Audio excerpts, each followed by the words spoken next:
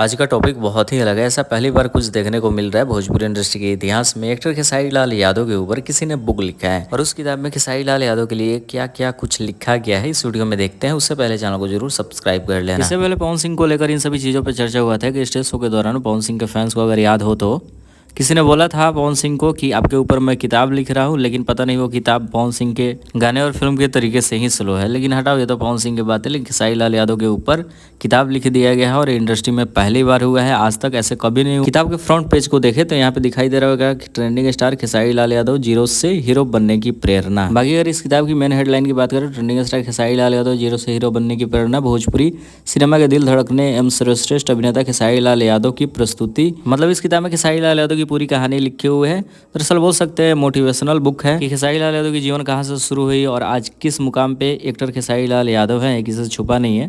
तो दरअसल इन्हीं सभी चीज़ों को लेकर एक किताब लिखा हुआ है। किताब तो पूरी तरीके से वायरल नहीं है, बट उसका कुछ पेज फ्रंट और बैक वायरल हो रहा था, सोचिए आप सबके बीच दिखाई जाए।